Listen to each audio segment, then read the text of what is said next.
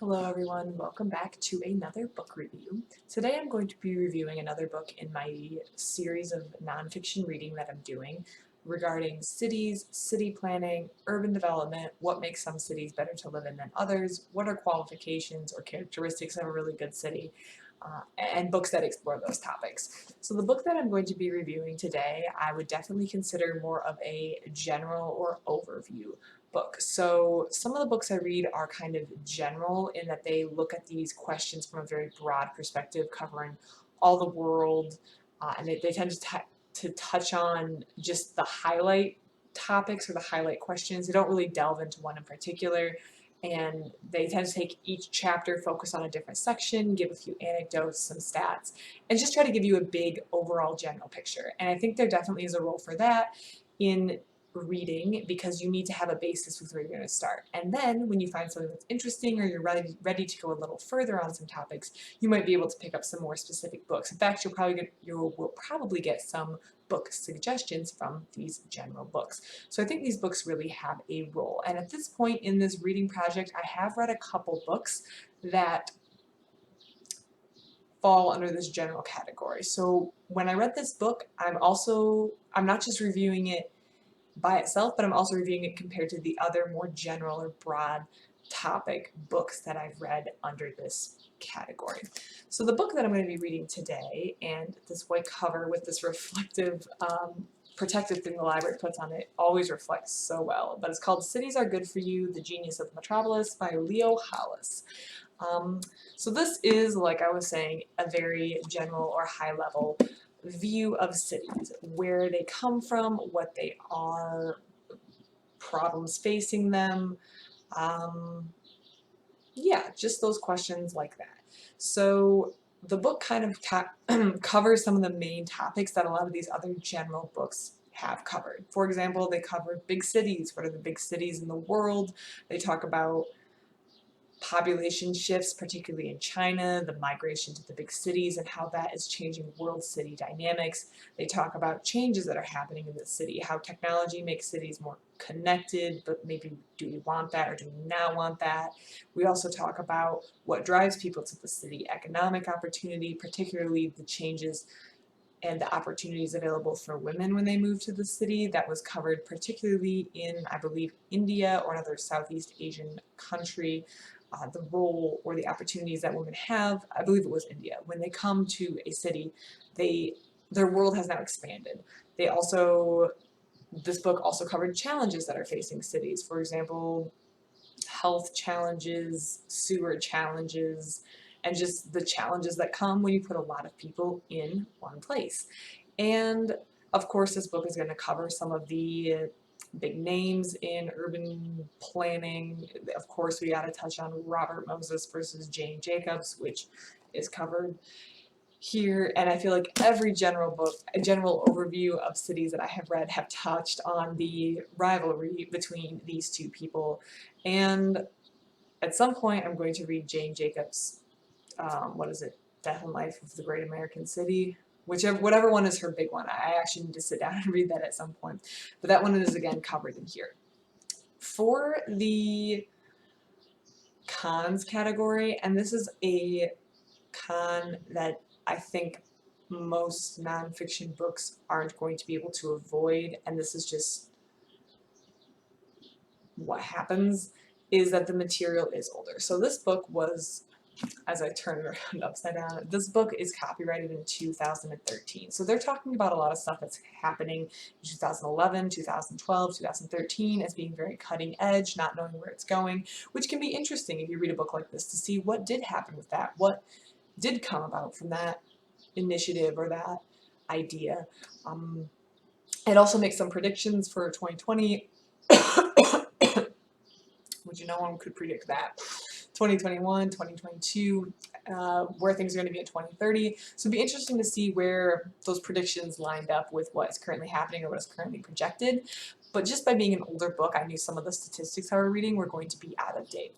Additionally, though, this has been kind of interesting because we're getting a good look at what someone who is coming right out of the Great Recession or the credit crisis or the economic turndown that happened in the when was that, 2007, 2008, 2009, 2010, that section where things weren't really going too well financially for most of the world and for most people in the world. Having that perspective as coming out of that, or having gone right through that, or being kind of still in the midst of it, is very interesting to see that kind of overlaid over this discussion of cities. But it is older material, so just be aware of that when you go in, which for some people could be annoying, but for other people it could be very interesting to see how did this change, did any of this play out. So I don't necessarily think it is always going to be a con. I just say that to be aware if you are to read this book that it is from 2013. But that's not something that anyone's going to be able to stop. You're not going to be able to stop the advance of time. Leo Hollis, I'm sure, wrote a great book in 2013, just some of the numbers are going to be out of date. And there are quite a bit of numbers or facts or predictions in this book, so by nature of that kind of book, it will show its age. There are two pros that I really wanted to touch on. So this was a general book, and I did wind up rating this 3 stars just because it was good, it did its job. It didn't necessarily fascinate me or move me, but it did its job and I was very interested. So 3 stars, but there were 2 aspects of this book that I thought went above and beyond, and they were covered in a way in this general reading about cities that hadn't been covered in any other general reading about cities that I have done so far. Although I'm sure there are plenty of books specific on it, they just hadn't been touched on in these general sort of books on cities that I have read thus far. And those were the role of slums in cities and access to financial services, specifically banking in Africa.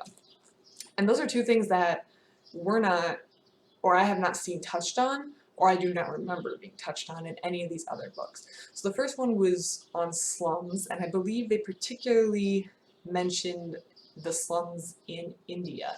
And that's kind of something that's kind of overlooked in when reading about cities. And actually I read a book recently, I called it a coffee table book, but the Monocle Guide to Better Living, which was all kind of about nice things and enjoyable aspects of city and the finest craftsmanship. But there is another side to cities, and those are people who are economically disadvantaged, or even people who are part of a thriving economy but disenfranchised from the main part of the city and definitely viewed or looked down upon. So I thought getting the aspect of people who lived there, listening to some of their challenges, the people who live there are real people like you and I. They just happen to live in another area of the city, a part of the city that many people would probably prefer to pretend doesn't exist.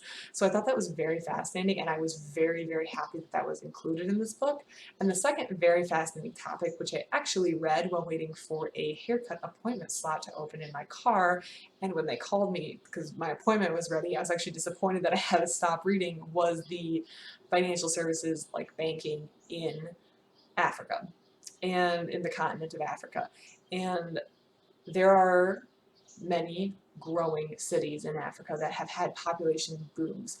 And there's also a large portion of people in these countries that don't have access to the financial services that other people in other countries might expect. And they talked about, and this, I should have pulled the name, M-Pesa.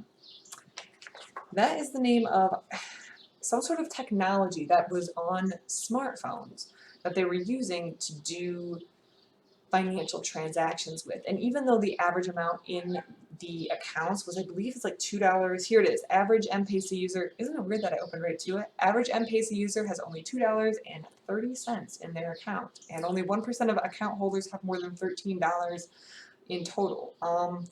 But it goes on to say, despite the fact that the network handles a vast number of transactions, they are usually small. But it is offering a service to people who otherwise wouldn't have engaged with traditional banking services, which was absolutely interesting. I had no idea about M-Pesa, and it is apparently, at least it was in 2013, a huge part of life in these countries. And this one, I believe, was specific to Kenya. I do not know if it has spread beyond Kenya, but this was very, very, very interesting to read about, and was something that I haven't seen covered in other general books. So I thought that was very, very fascinating. Additionally, one last thing, and this was just kind of going back to another book I read. I listened to the audiobook Happy City by Charles Montgomery. I believe this was the book, and it talked about what makes a city a good place to live. And there was a lot of talk about maybe we shouldn't build a city around a car because a city isn't built for a car, a city is built for a person. And that book highlighted the work, and I believe, I really hope it is Happy City by Charles Montgomery. It highlighted the work of Enrique Peñalosa, and I believe he was the mayor of Bogota, and he made a push for a day that was completely for bicycling. I believe he also did some big overhauls of the bus system to kind of make it incredibly accessible. And when we think of the bus system, I think particularly in America, in the United States, there is a stigma that the bus is for people who can't afford a car. Car is a status symbol. As soon as you can afford a car, you get a car. And sadly, because we have cities that are built around cars, having a car does give you more options, way more options. Life becomes very difficult when you don't have a car in most cities in the United States. But it was very interesting to read, which I'd actually heard about, but it was very interesting to read again the work that he had done to kind of improve the bus system. I really hope I'm getting this correct. I really hope he was the one who improved the bus system. And I know he did do the, what was it?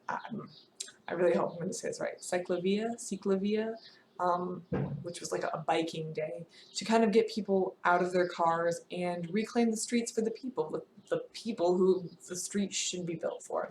So that was very interesting, and I really liked reading that again. That was one of my favorite stories from the other book, so seeing some of those aspects revisited in this book was really, really fun. Overall, I do like this book.